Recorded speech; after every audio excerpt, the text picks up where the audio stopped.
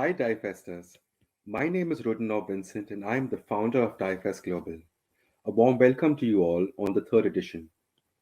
This year, Diefest will focus on the future of work by addressing authenticity, belongingness, and social impact as some of the most important practices for building a more inclusive and purpose driven workplace for everyone to thrive. Before we begin, I would like to humbly thank our belonging partner, Newsela, for supporting our initiative in democratizing world class content and promoting equity in education. On this note, I would like to welcome you to our session on Is neurodiversity a competitive advantage, especially among Gen Z and Millennials? Our moderator for today is a global future of work and inclusive talent strategy thought leader with extensive experience in global diversity and neurodiversity. She is a professor at Vanguard University of Southern California's graduate program in industrial organizational psychology. She writes for Harvard Business Review, Fast Company, Psychology Today, and SHRM blogs, and serves as the editor of the upcoming book, Evidence Based Organizational Practices for Diversity, Inclusion, Belonging, and Equity. Please welcome Ludmila Praslova. Thank you. I'm thrilled to be here. Thank you for this kind introduction. And I'm also thrilled to be here in this fantastic company. So I really look forward to this conversation, in part because we have such interesting guests, and I would love to pick your brains. So, Rudy, thank you for introducing me. And I just wanted to say that I am one of those late diagnosed autistic people. I had very interesting career in academia and in writing, and then I discovered I was autistic in my 40s, and then I decided to solve the autism employment paradox because we have so many talent and creativity and wonderful ability to contribute in the workplace, but the unemployment rate is absolutely shocking, up to 85% in US among autistic people with college degrees. So that's kind of my mission, and that's what I want to see obviously improve in this generation and in the current and in the future generations. I want those talents to be welcomed and appreciated. And I know that Lara and Reuben contribute a lot in their different ways to improving the world and making it a better place for all kinds of people. But I would love to hear from you. What is your journey, and what is your perspective and passion in this particular area? Let's start with Lara. Sure. Hello, everyone.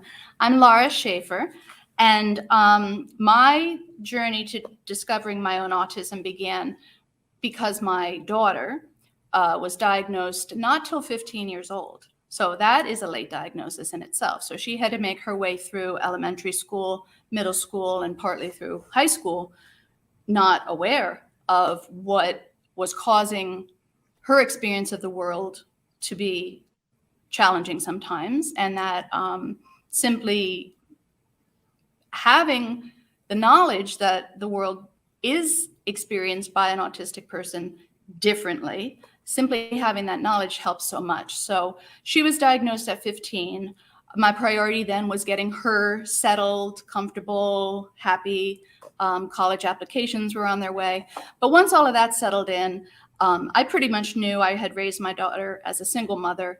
If she's autistic, I'm autistic, because our experiences of the world, the way we interact with the world, we're just so similar. So I honestly wasn't that interested in getting a formal evaluation until I started really thinking about things and becoming more and more, frankly, angry that it took so long to get my daughter diagnosed, that I lived till 45 years old, not having a clue that there was something different about me when there is something very different about me. And it makes living in a world where others don't have that difference quite challenging. And so I knew I needed to get into advocacy. I knew I needed to try what I could do to make a difference. And I knew that having a formal evaluation And as it worked out, getting diagnosed as autistic would be important in that aim. Thank you. And then I know you also became very active and in trying to improve the lives of others. I hope to hear about that. But I also would love to hear about Reuben's personal journey, because you've done all kinds of interesting and creative things. So you're representing younger generations, but you just have just very interesting personal experience. You started your company very young. You've done all kinds of interesting things. Yeah, sure. Hi, everyone.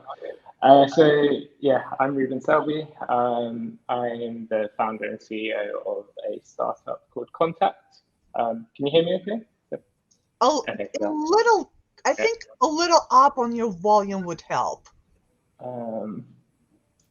Let's see. It might be backstage something. Sorry. So yeah, I run a tech startup called Contact, which is really about empowering creative people to find work and be discovered and be paid fairly for that work. But I also have my fingers in like many different pies. So one thing that I do alongside Contact is I have a fashion label and brand, and that's very much like my space for like self-expression. And yeah, I was diagnosed like quite late with autism. So I was 18 at the time. It took me a long time to kind of realize that I was like neurologically different to other people. I always kind of got the sense that I perceived the world in a different way, but I was always caught in the thought process of doesn't everybody perceive the world in a different way? So it was really hard to kind of justify, what made me so different to everybody else. So it was really, it was quite a long journey to discovery. And I think the kind of like biases or stereotypes that I consumed, early on without even knowing it probably affected my late diagnosis. Just because I would maybe look or hear things which, whether it's like through the media or through just like other social groups, I would kind of, pick up these things, and then say if I were to see a neurodiverse person portrayed, my initial instinct would be, oh, that's not me. But that just kind of shows how, how kind of like badly like misrepresented neurodiverse people are portrayed. Absolutely. It's such a major problem that media portrays very narrow and very distorted image of various types of neurodiversity. And that's why we'll talk about those stereotypes, because they definitely delay diagnosis, prevent diagnosis for many people, and really cause all kinds of issues for us individually, and then for entire groups of people that are influenced by those stereotypes. So I'm kind of glad you mentioned right off the bat all those different ideas that sometimes we're just not even able to recognize what neurodiversity means, and what does it mean for individuals, and what does it mean for their contributions to society. So let's just start with the title of this session. We are talking about neurodiversity advantage, and that is another thing that I think is pretty influenced by stereotypes and misconceptions, because whenever I see it in business context, it's neurodiversity advantage for organizations hire specifically autistic people traditionally, because they are so incredibly productive and it will help your business. Okay, fantastic. But sometimes in practice, it translates into long hours, it translates into underpayment that has nowhere near compensating for productivity. So sometimes I'm wondering, okay, neurodiversity advantage for whom, and who is getting taken advantage of. So kind of a tricky question here. What do you think when we throw around the terms like neurodiversity advantage? What do we mean, and how can we be more careful with it and more intentional? Let's start with Lara. Well, I look at the term very purely that there are advantages associated with neurodiversity. Neurodiverse people, autistic people, we do see things differently. Reuben referred to it, I wrote it down. We perceive the world in a different way. We experience the world in a different way. And this allows us to draw new connections. And our world has so many large interlocking problems right now. If we continue to try to address these problems with the same people in the same way, nothing is going to change. I've been a teacher for 28 years, and there's a really predictable result that happens when a certain criteria is changed. When we do group work or small group discussions, if the students pair up with people that they choose, a certain level of quality results. But if I mix up the groups, if I assign the groups, if the groups are random, so that the students are not with the people they're most comfortable with. I didn't even know what canteen culture was, but that's when a whole organization starts to think the same way and value the same things. And so when you're just with your friends, maybe they'll still stay on task and answer the questions, but when you're with someone that you wouldn't have chosen, the inevitable result in the classroom, which I think is a pretty good experiment, is that higher level results are achieved because you're not just comfortable and you're stretching yourself more. And I think the neurodiversity advantage is something that should be seen to be brought to a neurotypical setting. And when this collective power is combined, that's when I think we can really accomplish something.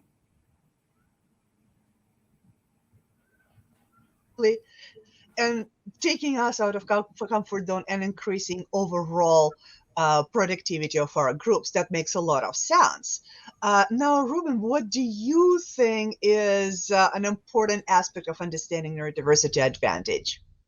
Yeah, I think that, you know, in some ways, I think that the term could be perceived as sensitive.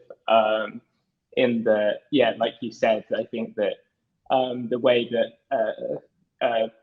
you know, autistic people specifically, you know, high functioning autistic people, you know, I think that maybe they end up getting the, you know, the kind of the spotlight on, you know, what it means to kind of be like a really high performer at, like, you know, normally for autistic people, an area of like specific, you know, knowledge and expertise. And I think that, yeah, it's like, I think that, you know, the way that I wouldn't want to be perceived if I were to, you know, be joining a new business, like in a way that like my neurodiversity is going to be as a tool to leverage like business success. So I guess, you know, I think that the term itself is like, it you know, kind of as Lara said, if you take it literal, and the way that I like to look at it is like, if I take a step back, it's really about like inclusivity and diversity of thought for me. So rather than, you know, I guess the thing which like I struggle with is that, you know, I wouldn't want like you know, CEOs and leaders to sit down and think, okay, you know, this is how we're going to approach diversity, and we're going to specifically, you know, bring on autistic people like directly because, the number one reason is about productivity, because really it takes so much more thought and care to provide a space that actually allows autistic people to thrive. And I think that that's the first thing which like business owners should be thinking of, is actually how do we create that environment first, rather than thinking about, the bottom line of their business. And thank you for all those thoughts, because creating environments in which autistic people could thrive in the workplace and other people could thrive is something that is very dear to me. That's what a lot of my writing is all about. So there are definitely many ways in which neurodiversity can improve workplaces for all, productivity for all, and really be a major driving factor, especially because we're not solving the same problems with the same methods anymore. We need to come up with something that requires different perspectives and a different kind of thinking. Now, I do see a question in the chat about autistic industrial complex. I believe it refers to a book, Autism Industrial Complex, which I think talks about all those cure services, if I remember correctly. So I think that's another way that people have been using the term advantage, but that's the whole industry that kind of tries to provide services, sometimes support, and sometimes services that could be of different quality. So I believe the idea of autism industrial complex comes from this specific book. If anyone has anything to contribute on that. But yeah, so I think that's where that term comes from. And when we're talking about various ways in which we are dealing with human differences and neurodiversity and perceptions of the world, sometimes people say, well, in that generation it was different, but now we have completely new approach to something. So there are some ways in which younger millennials and Gen Zs are probably much more likely to have destigmatizing view on neurodiversity. But I want to know, what do you think about this? Does neurodiversity advantage mean something different for younger generations? And let's see, Reuben, would you like to start on that? Yeah, it's an interesting one, because it definitely feels more taboo for like older generations.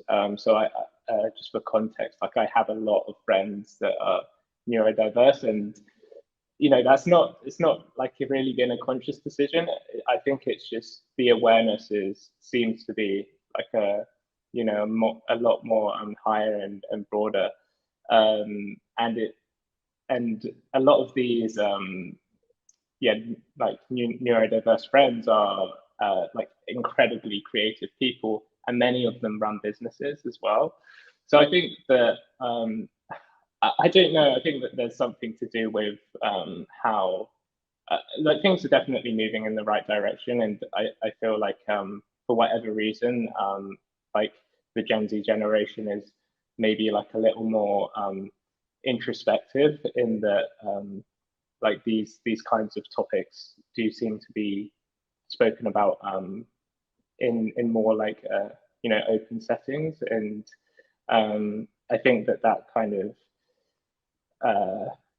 that kind of breakdown of the stigma around neurodiversity just allows people to it just made me think that there's a whole part of TikTok which is just like around autism awareness, and I think that because there is that type of content, and maybe there are negatives to it as well, but I think on the whole it's like it makes people like digest content in a way which is like really relatable.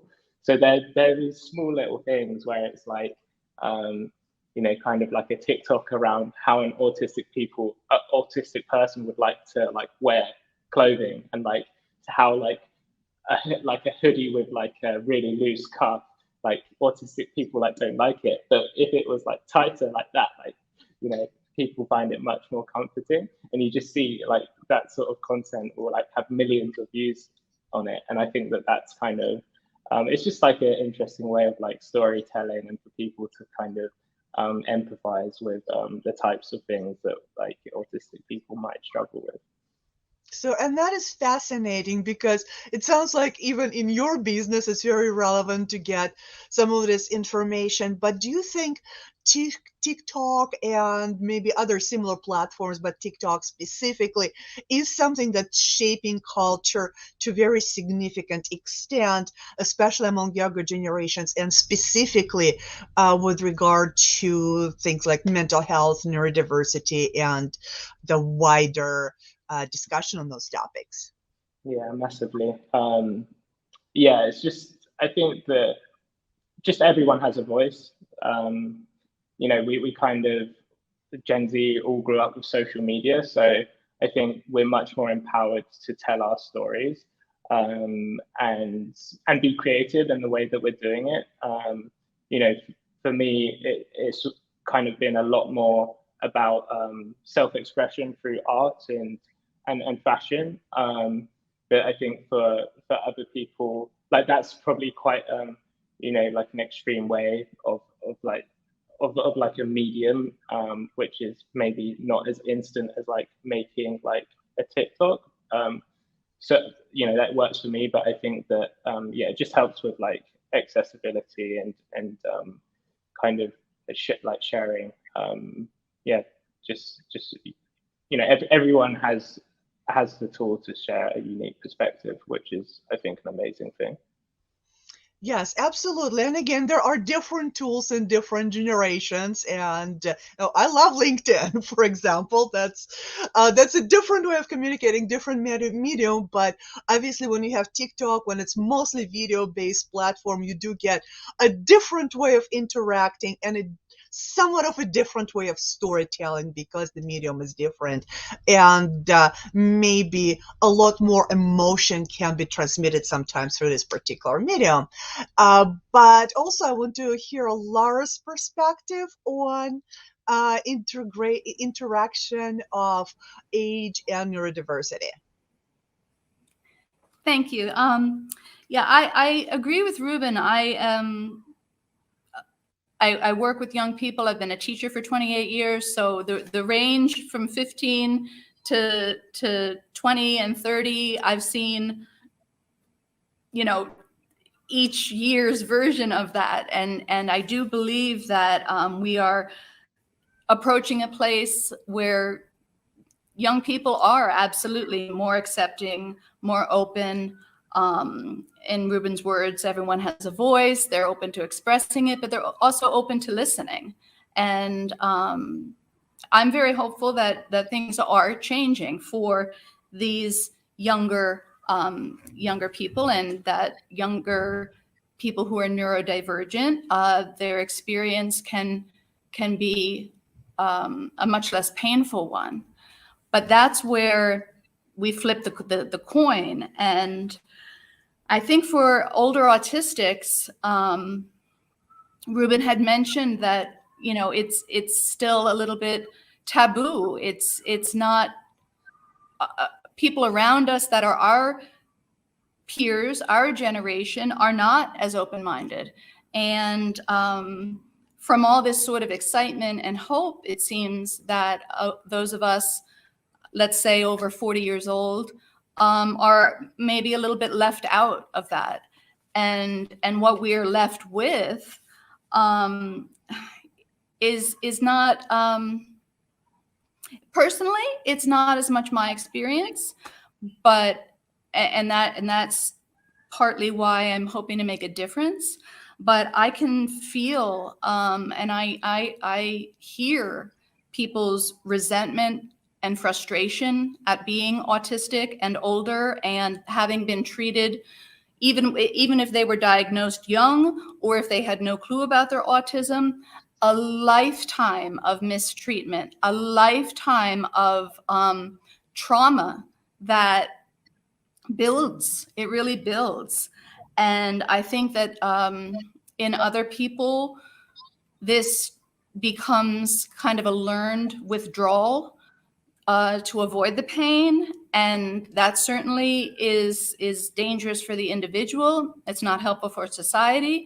It doesn't allow all of the gifts that a different perspective could bring to even come to the surface.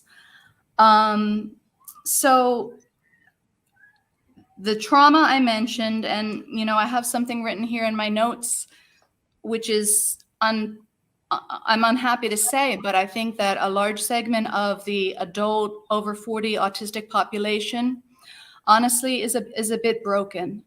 And I think hopefully maybe there's room for that healing to take place, but it would need to happen.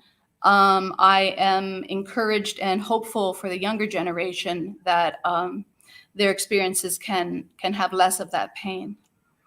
I just absolutely hear you, Lara, and I sometimes also hear it as absolute desperation that is specific to the workplace.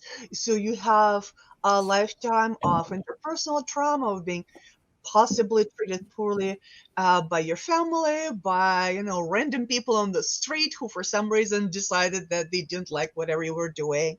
But then specifically in the workplace, again, I would consider myself those who are successfully kind of navigated my neurodiversity in the workplace.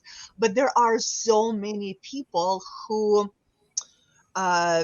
never had opportunities, who couldn't quite figure out why they're getting this feedback, like do different things, and nobody ever explained them what different things they wanted from them. And occupationally, they were kind of trying for a very long time to find their place, and then they find themselves in this double whammy that the ageism hits. And lots of autism employment programs and neurodiversity employment programs, which is kind of a neurodevelopment, are still for entry-level young people. So it's like, if you haven't made it and if you struggled, okay, well, tough. We're going to just kind of focus on this young creative talent. But you know what? If you're old, another stereotype that autistic people specifically are only good for tech jobs, but old people can't do tech jobs. And I'm intentionally using the terms that I would use otherwise. But the stereotypes are definitely not pretty, and they're not helping in the workplace, because then you end up hit by both neurodiversity stereotypes and age stereotypes. In case of older people, even though among younger people they can say, oh, they're neurodivergent and they're creative and they're young. Well, that kind of works, and again, exaggerating, because in some areas you still will not get even that kind of advantage at any age. But there are kinds of people that, let's say, well, you're too old to get into tech, and you're too old to do basically anything, that get hit by multiple stereotypes. What do you think we can do to really address this long-standing injustice, or how can we try to change stereotypes together? Reuben, would you start? Yeah. I think that a lot of it does come down to the hiring process. So, there's just so much bias within how somebody identifies what is talent. And for example, yeah, I think that's kind of, I think educating people on how you can make a more inclusive hiring process is like a really good way to start. And I guess like an example would be, yeah, like autistic people do struggle with communication. So yeah, of course, that is a fundamental role to being part of a team. So it's kind of like, if your process is so heavily based on how somebody communicates, then it's very rare that you're going to choose an autistic person that might, whether it's like there'll be periods of maybe like awkward silence, or maybe even like myself, it's just like there are times where it's just really difficult for me to express what I know is in my head. So I think that I think a good way to kind of like get around that is like providing options, right? So whether it's say if you're screening somebody,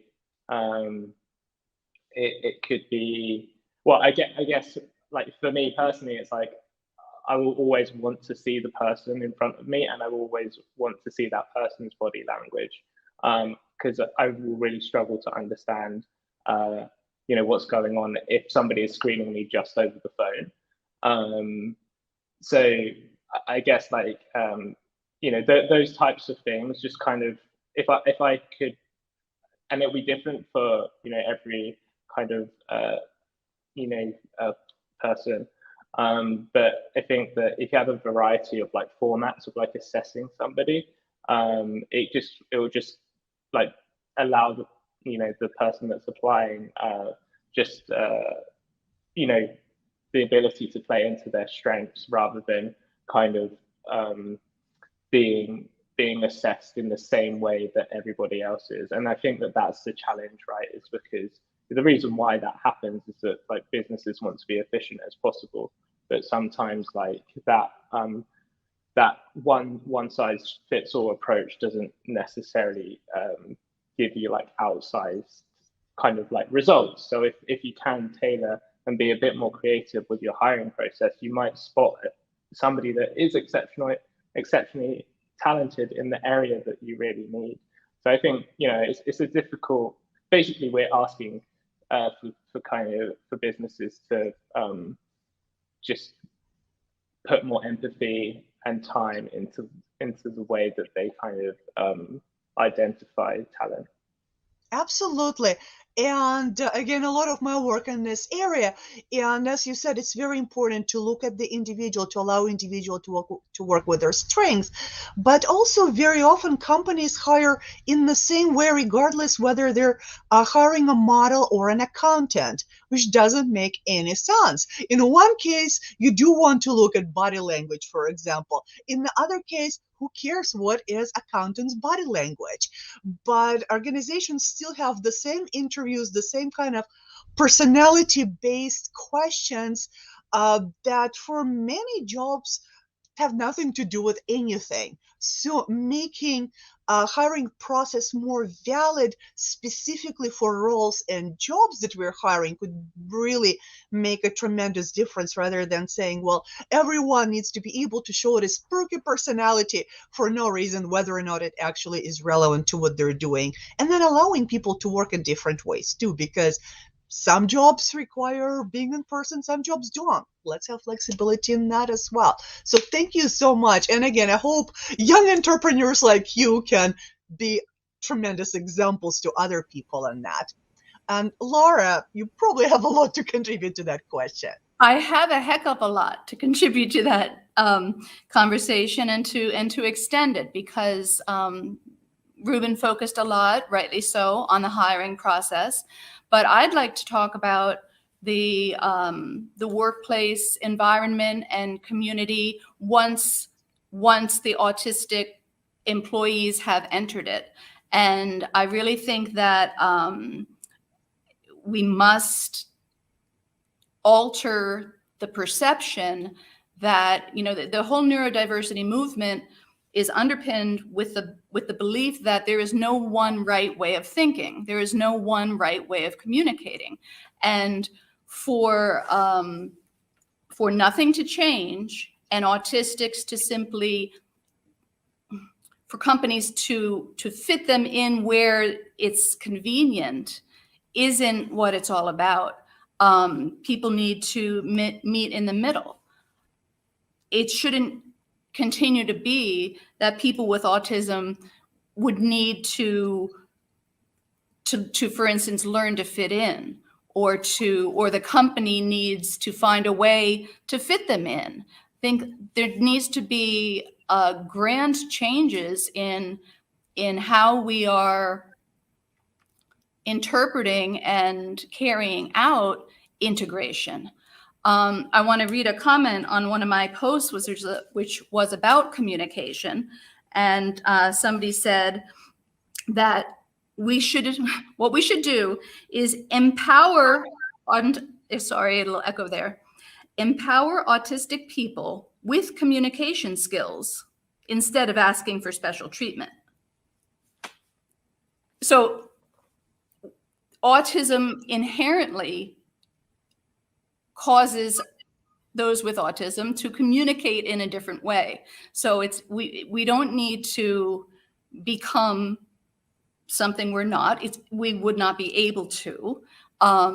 If autistic people and non-autistic people didn't communicate differently, there would not be autism. So the idea that I think educating the neurotypical community about what these communication differences might be. For example, Reuben saying that it's going to be a help to the conversation if you're in person. If the email, if somebody is right down the hall, as someone who has autism, an autistic person, it's going to be helpful to their understanding to be in front. That and 27 other basic facts that then neurotypical employees can use to mutually meet each other in the middle. And certainly it's not the case that the autistic employees are not going to also be adapting. We adapt all the time. But if the different ways that we communicate can be something that employers better inform their majority employees about, then everyone's going to benefit. Our messages will be heard. What we have to offer will be heard, and the value will increase. So I think changing hiring practices is one thing, but there needs to be a lot of change once the employees are part of the organization, and not, again, not having it be perceived that the autistic people are worse at communicating, and instead have it be valued that there are differences. And here's a few small things we can do, like have in-person conversations that are going to help the bottom line for everyone. Point about flexibility overall in how work is organized. There is no reason to insist on just one way of communicating for everyone. Some people are better at speaking, other people are better at writing. Why not provide those multiple ways of communicating? There are differences between introverts and extroverts, and different autistic people communicate differently, and then some people are dyslexic, and there's all kinds of differences. And yes, it can be difficult, but there's so much helpful technology now that even translates for us from medium to medium, that we really do not have any kind of justification for forcing people to do something that doesn't work with their wiring, that takes so much energy out of them to just conform and fit in, that they can't actually focus on what they need to be doing.